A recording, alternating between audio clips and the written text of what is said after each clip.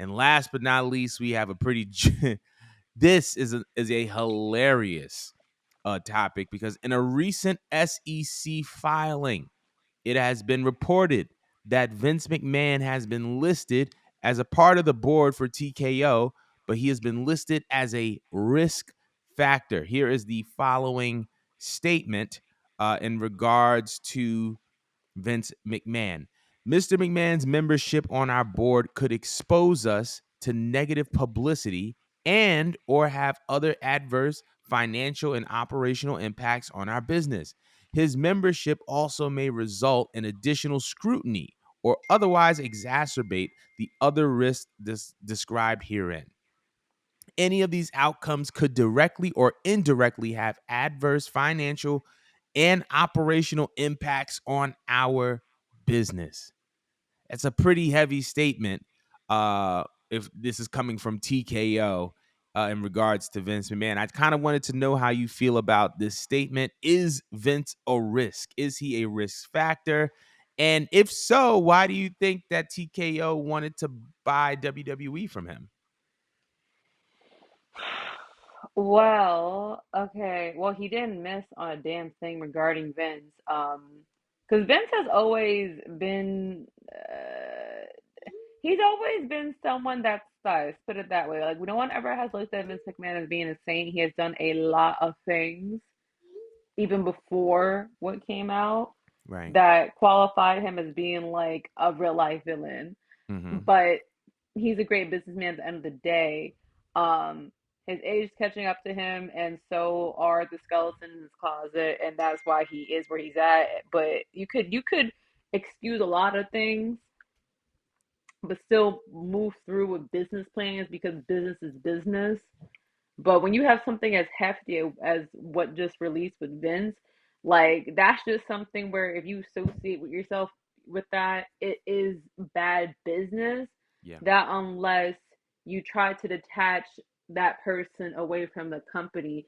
And by itself, Vince has done a phenomenal job with WWE between and I'm not good with this type of like dialogue, but like between just the investments, the stock holding, working with this group, working with that group, signing contracts here and a lot of stuff. Like they built WWE up and acquired so much money with them that the company itself, in spite of being tainted by Vince's actions, is still like one of the biggest companies that comes to mind to this day. Like I'd be thinking like Disney and WWE when I think of just like companies that are just built from the ground up that are just like powerful and strong. Like you want to get next to that. You want to be around that. You want to have some form of just like a percentage of just like holding on like the stocks when it comes there because it's gonna make you look good. Just say that you even work with that or you engage with that.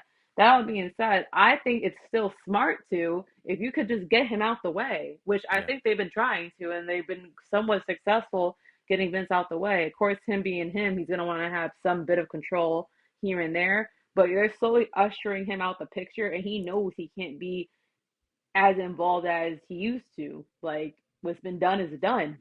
Right. So, yeah, and honestly, and if he wasn't being ushered out the picture, he wouldn't be able to feel so bold enough to have made a statement like that because knowing Vince, he would probably find some way to axe or bully somebody for trying to speak badly on his name or sue.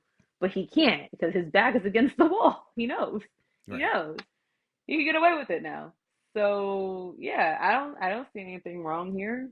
Shit, if I could do it, I would do too. But what do you think about it? So I think kind of piggyback over what you were saying to Vince McMahon is a genius. Vince McMahon is the man who made professional wrestling a global phenomenon.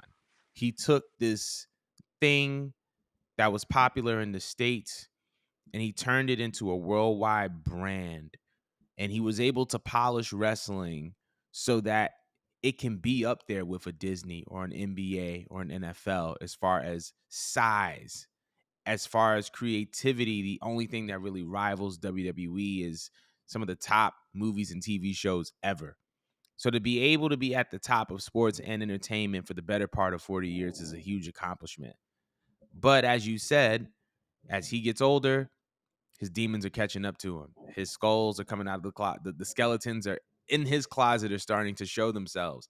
And I believe that, when you have allegations against you, it does have that potential to harm your business. However, I think it's just very, very interesting that this is coming now, because before the TKO merger, Ari Emanuel said that he didn't want to buy WWE unless Vince McMahon was involved.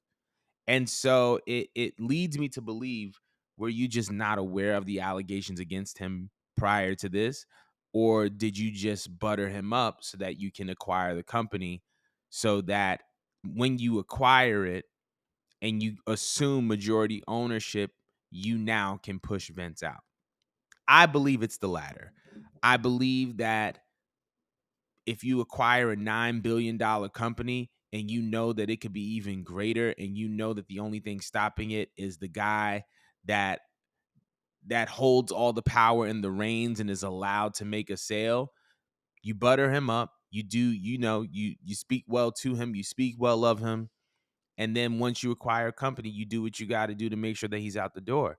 I mean, I think in Vince's contract, it said that he's still guaranteed a certain salary or a certain amount of money, regardless of if he is to be on WWE for the rest of his life or if he were to be fired unceremoniously. So, I mean, it's not really going to hurt Vince's pockets, but I do believe that they know a couple things. They know that Vince, at this stage in his career, may not be best for business for WWE, that Triple H is the guy that needs to take the creative reins, and that in order for this to run smoothly, Vince McMahon cannot be a part of WWE in any way, shape, or form. Keep going.